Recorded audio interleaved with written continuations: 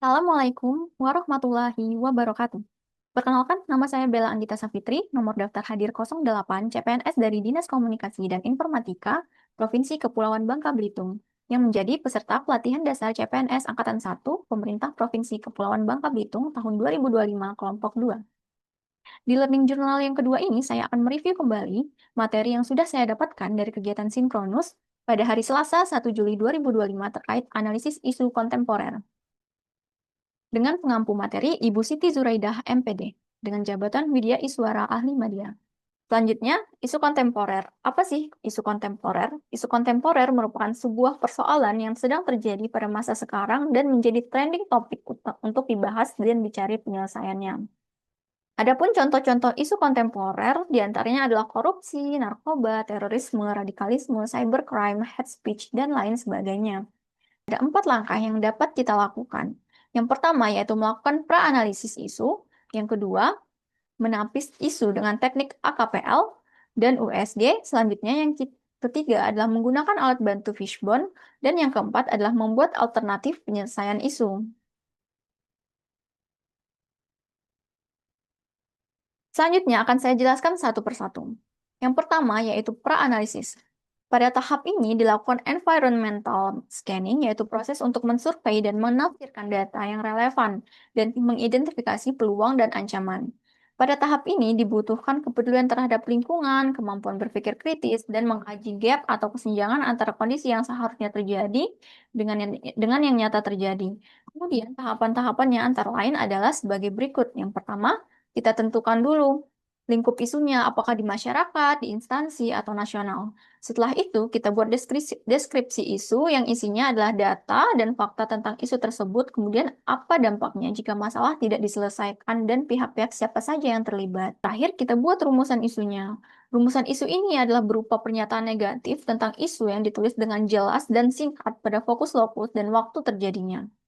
Baiklah, selanjutnya akan saya sebutkan dan jelaskan 5 isu terkait jabatan saya di bidang teknologi dan informasi di lingkup pemerintah Provinsi Kepulauan Bangka Belitung.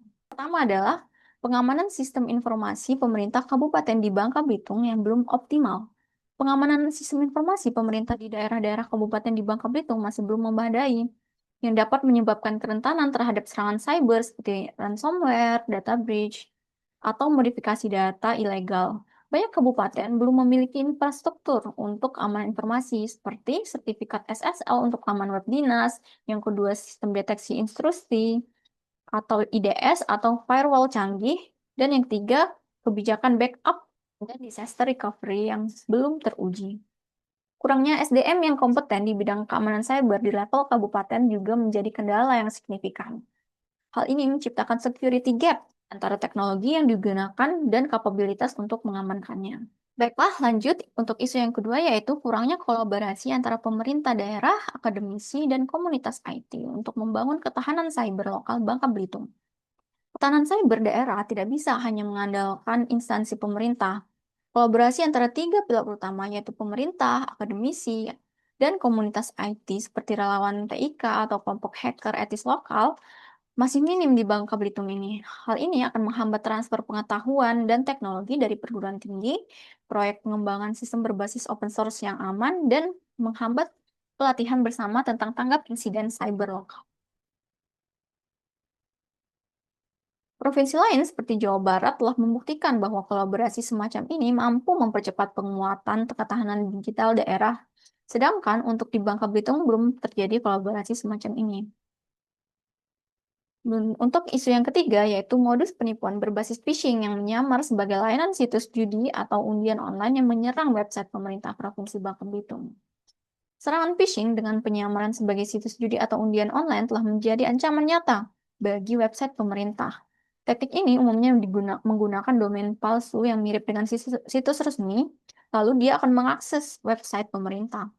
Di Dinas Kominfo sendiri, itu setiap hari ribuan serangan yang masuk berusaha dari ribuan serangan dari luar yang berusaha untuk menyerang website pemerintah Provinsi Kepulauan Bangka Belitung. Jadi kami di Dinas Kominfo berusaha untuk memblokir serangan-serangan tersebut.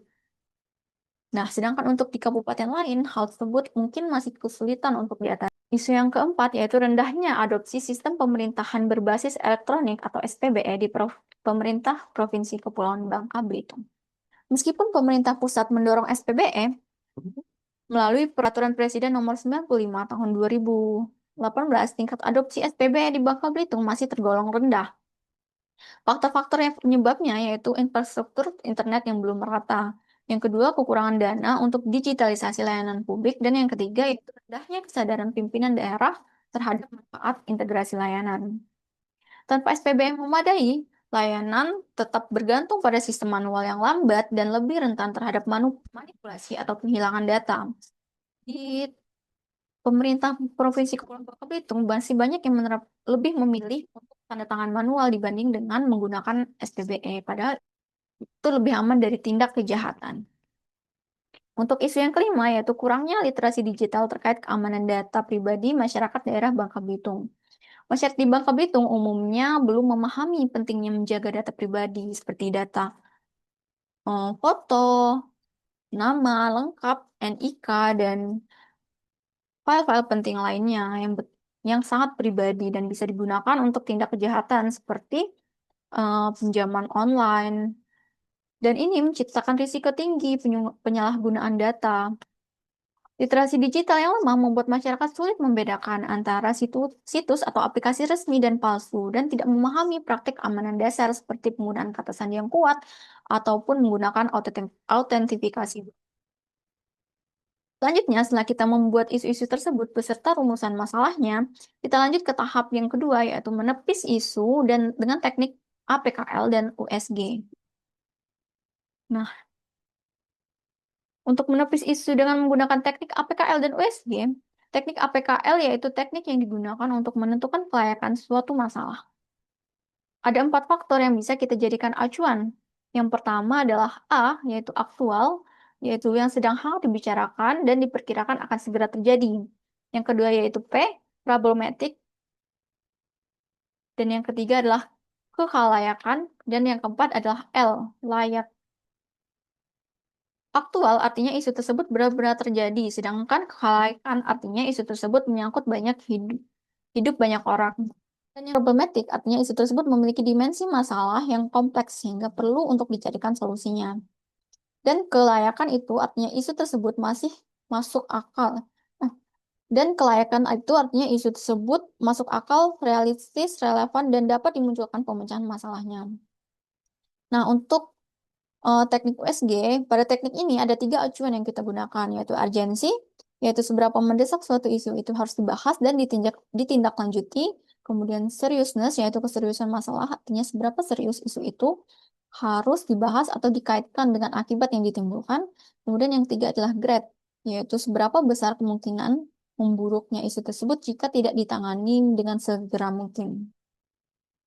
Nah, setelah itu kita hitung jumlahnya. Setelah kita hitung jumlahnya, kita sisakan yang paling prioritas, artinya yang jumlahnya paling banyak. Nah, itulah hal yang menjadi kriteria dari isu kontemporer, yaitu isu yang harus segera mungkin kita selesaikan.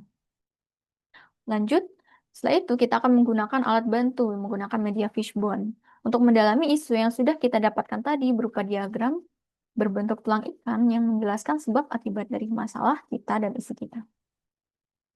Hal-hal yang bisa dimuat di dalam diagram ini adalah masalah yang berkaitan dengan lingkungan. Pihak yang terlibat sistemnya, keahlian keamanan, dan sebagainya sesuai dengan data dan fakta yang ada pada isu kita. Adapun langkah-langkah membuat fishbone antara lain yang pertama menyepakati problem statement, mengidentifikasi kategorinya, menemukan sebab akibat potensial, dan mengkaji dan menyepakati sebab-sebab yang paling mungkin. Selanjutnya yaitu kita membuat alternatif penyelesaian isu. Kegiatan penyelesaian isu yang di sini kita akan membuat apa sih kira-kira alternatif penyelesaian dari isu tersebut. Kemudian tahapan setiap penyelesaiannya bagaimana, apa hasil yang diharapkan, serta siapa saja pihak yang terlibat. Dengan begitu kita ikut terlibat dalam menyelesaikan perubahan-perubahan yang ada di sekitar kita. Baiklah, demikian saja learning jurnal saya pada hari ini. Semoga bermanfaat untuk semuanya. Mohon maaf apabila terjadi salah kata. Saya akhiri. Wabillahi taufik wal hidayah. Wassalamualaikum warahmatullahi wabarakatuh.